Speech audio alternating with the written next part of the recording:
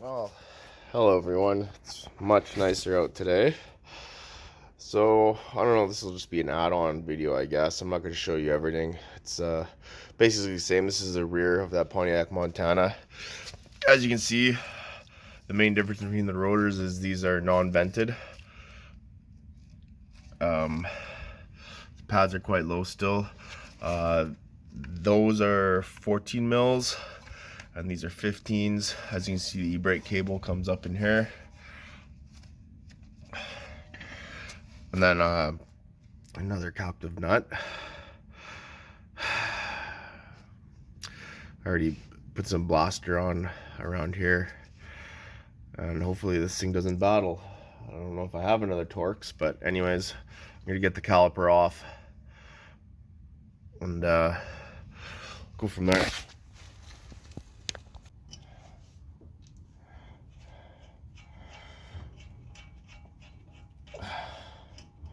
Okay, so unlike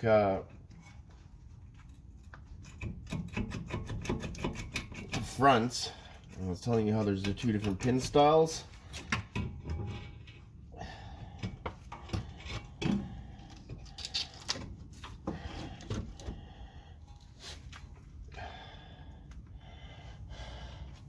So this has a separate one. This is the more common way I found. It has a pin, and then the bolt just goes in like that, instead of having the pin with the threaded piece that goes in the caliper.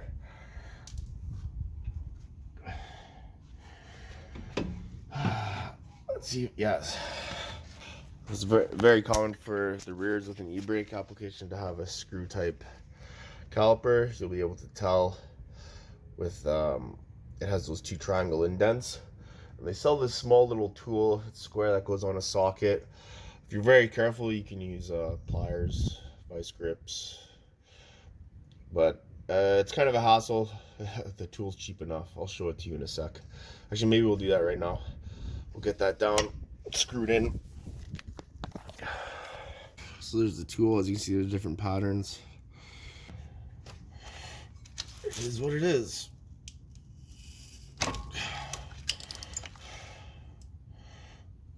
I already removed this master cylinder. The tool gets all fucked up.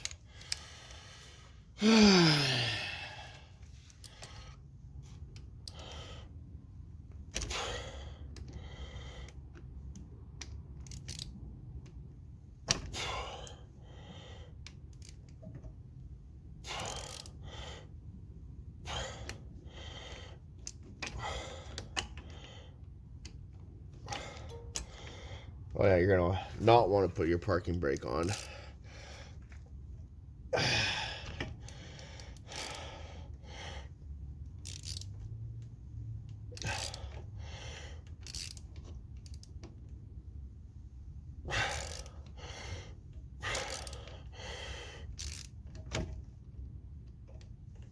Okay. First, see, this is fighting the whole way. So if I remove this top, here, I'll show you.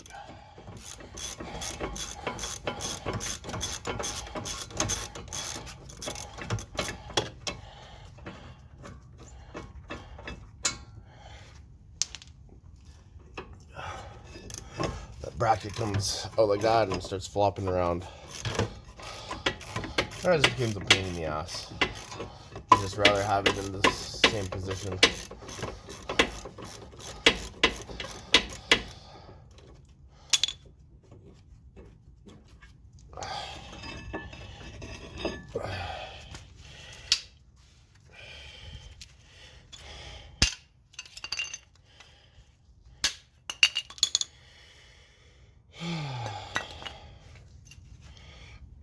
So pretty much nothing there again. I'm gonna throw some more blaster in here.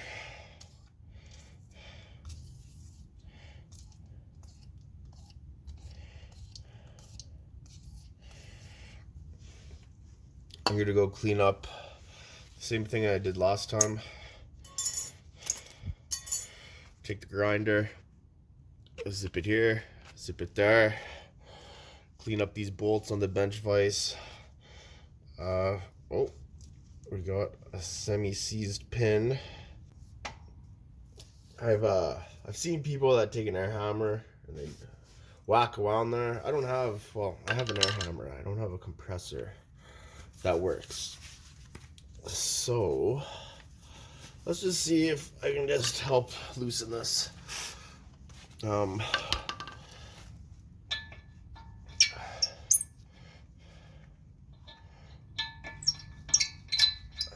just so I don't smash up them.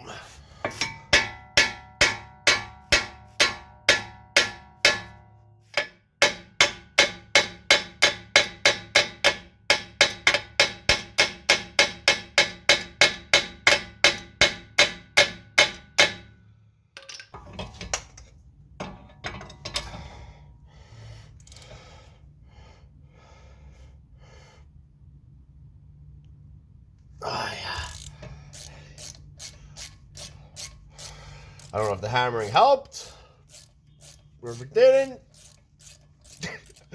Sometimes they go, sometimes they don't.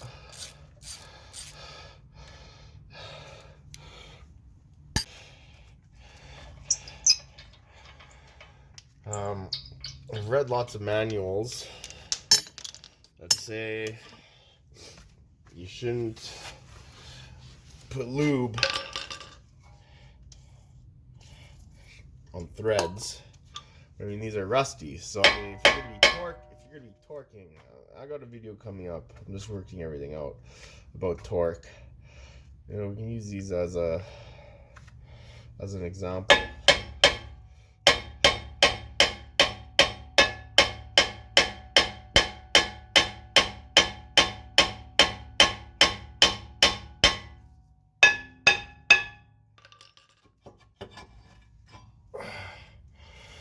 Beauty.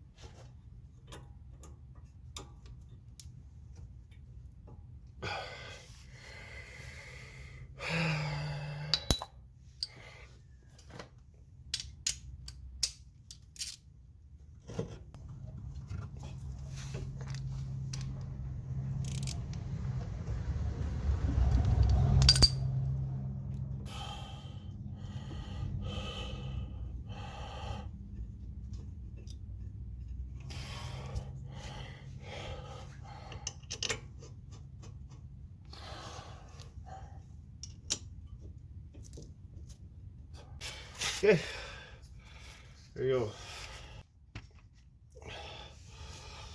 So they had a spare on the front, so I'm just putting it on the back. You're not supposed to have them on drive tires, drive wheels, drive axles. I'll do that for them.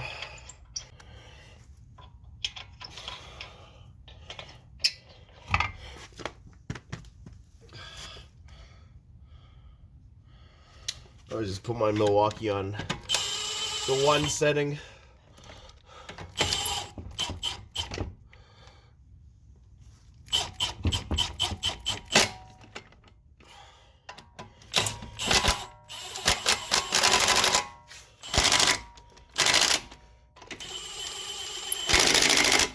That usually gives you about a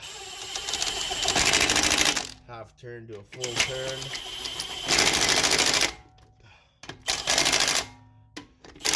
For the torque setting, which we'll talk about in another video. Alright, I'm going to clean up some of this garbage. Get everything ready. Still got to do the other side. We're going to drill this bolt out right away.